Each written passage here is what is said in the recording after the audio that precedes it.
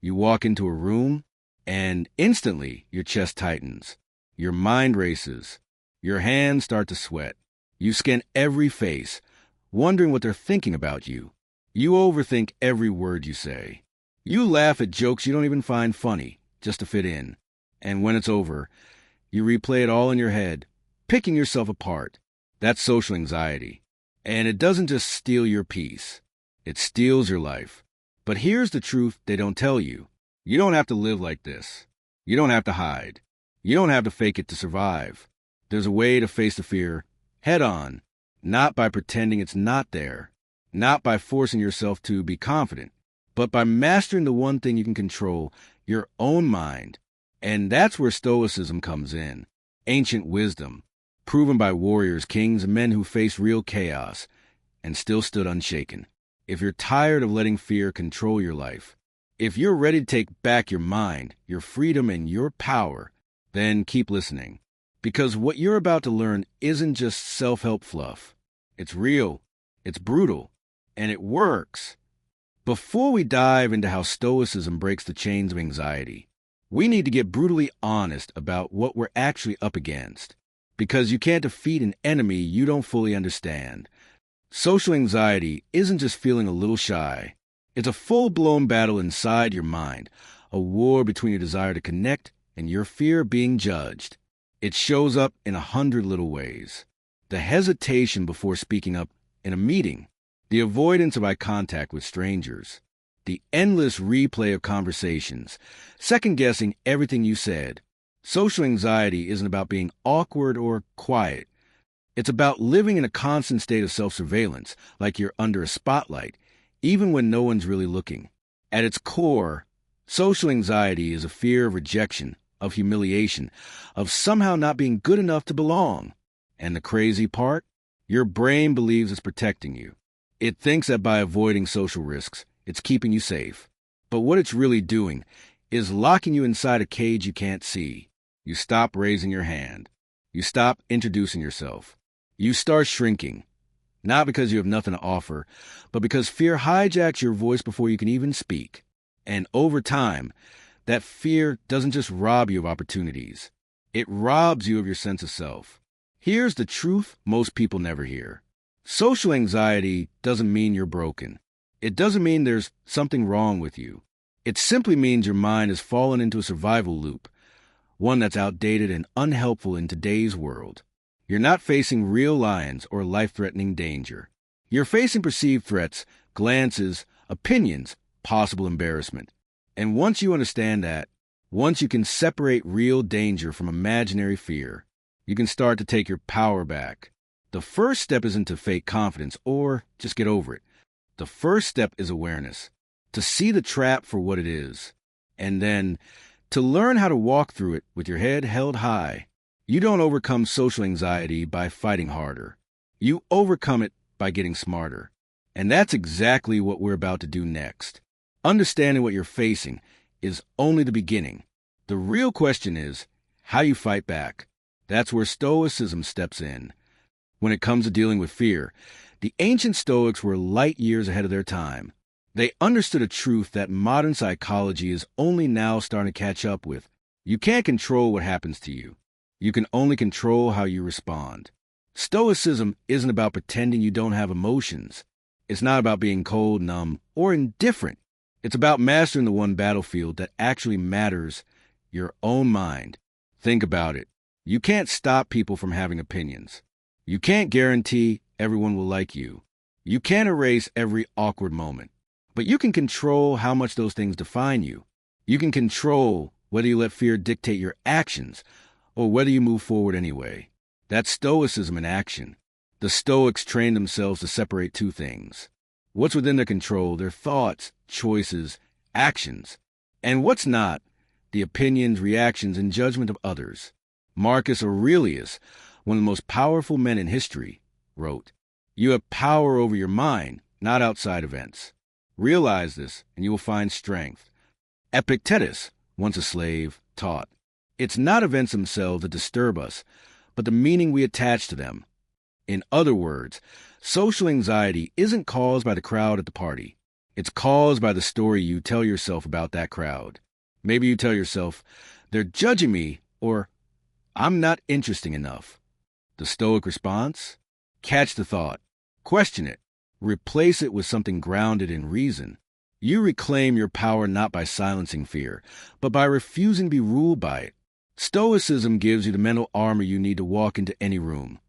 Not with arrogance, but with unshakable calm. Not seeking approval. Not fearing rejection. Simply standing tall, knowing who you are. And when you operate from that place of inner strength, social anxiety loses its grip on you. Piece by piece, day by day. Knowing the philosophy is powerful. But it's the practice, the daily actions that transform you. Knowing the philosophy is one thing. Living it, that's where the real transformation happens. The Stoics weren't about endless theory. They were about action. So let's talk about 3 battle-tested techniques you can start using today to break free from social anxiety. 1. Focus only on the present moment. Anxiety thrives in the future. It feeds on what-if scenarios. What if I say something stupid? What if they think I'm weird? The Stoic solution? Anchor yourself to now. Next time you feel anxiety creeping in, don't time travel into fears that haven't happened. Feel your feet pressing into the floor. Notice your breath filling your lungs. Listen to the actual sounds in the room. You're not fighting the future. You're handling this one moment, and you're more than capable of handling it. 2. Challenge your inner narrator. Your mind is like a 24/7 radio station, and a lot of the time, it's playing garbage. You hear things like, everyone's judging me. I'm going to mess this up. The Stoic move? Question the broadcast. Ask yourself, is this thought 100% true? Even if it's true, does it actually matter? Most of the time, you'll realize it's just noise, and you don't have to believe everything you think. Replace that noise with calm facts. Maybe they are judging me. So what? Their judgment doesn't change my worth. 3. Practice detached observation. When a wave of anxiety hits, don't fight it. Fighting emotions only makes them stronger. Instead, observe them like a Stoic. Step outside yourself for a moment. Notice the anxiety as if you're watching it happen to someone else. Label it. That's anxiety. That's fear talking. No judgment. No shame. Just awareness. When you stop treating anxiety like a monster and start treating it like a passing cloud, it loses its power. Stoicism isn't about never feeling fear. It's about refusing to let fear decide who you are. The more you practice these techniques, the more natural they'll become, until calm becomes your default mode and confidence becomes your second skin. Mastering your mind is one thing. Building unshakable confidence out in the real world, that's where the real battle begins. You don't build real confidence by reading about it. You build it by moving step by step, even when fear clings to your back. Think about lifting weights. You don't start by squatting 300 pounds. You start where you are, even if that means just the empty bar. Confidence works the same way. When it comes to social anxiety, action is your training ground. And the smaller the action, the better. Maybe today, you make eye contact with the cashier instead of looking down. Maybe tomorrow, you say, thank you, with a little more strength in your voice. Maybe next week, you introduce yourself to someone new at work. It doesn't have to be flashy. It doesn't have to be perfect. It just has to happen. Each time you step into the thing you fear, even just a little, you teach your brain something powerful. I can survive this. I can handle it. I don't need to run. And every small victory stacks on top of the last, until one day, the things that once paralyzed you barely make you blink. It's important to know your triggers, not so you can avoid them, but so you can face them with a plan. Write down the situations that spark your anxiety. Choose the one that feels the least overwhelming, and take one small step toward it this week. When you do, celebrate. Not with fake hype or empty bragging, but with a quiet nod to yourself, a recognition that you fought a battle today and you won. Because real confidence doesn't roar. It's built in quiet moments when no one's watching, when you show up anyway. When you refuse to let fear have the final say. Action doesn't erase fear overnight, but it shrinks it. It weakens it. And every time you act, you carve a new path inside yourself, one that leads not to avoidance, but to strength. Confidence isn't just about facing fears. It's about unlocking the life that's been waiting for you on the other side. Imagine waking up and knowing you're free to speak, to move, to connect, without carrying a heavy armor of fear. That's what happens when you break through social anxiety. You don't just get a few easier conversations. You get your life back. Suddenly, you're saying yes to invitations you would have once avoided. You're joining conversations without rehearsing every word in your head. You're laughing without overthinking if your laugh sounds weird. You're present, really present, in your own life. Overcoming social anxiety doesn't mean you'll never feel nervous again. It means nerves lose their power to control you. It means you move through discomfort instead of retreating from it. It means you stop living inside your head and start living in the world around you. One of the most beautiful changes that happens, you begin to build real connections. Not the kind based on impressing people or fitting into a mold, but the kind built on being real, on showing up as you are, imperfect, human, enough. The truth is, the right people aren't drawn to the mask you wear to seem perfect. They're drawn to your authenticity, to your willingness to be vulnerable, to your quiet strength. And even more importantly, you start to reconnect with yourself, the parts of you that were hidden away, waiting for permission to come alive again. You realize you don't need every room to like you. You don't need every conversation to go perfectly. You don't need to perform to be worthy. You're worthy because you exist. You belong because you choose to stand your ground, even when fear whispers that you shouldn't. This is what's waiting for you. Not a perfect life, but a real one. A life where your heart beats louder than your fear. A life where you step into the world fully, bravely, unapologetically. And it all starts with one choice: to stop running and to start living.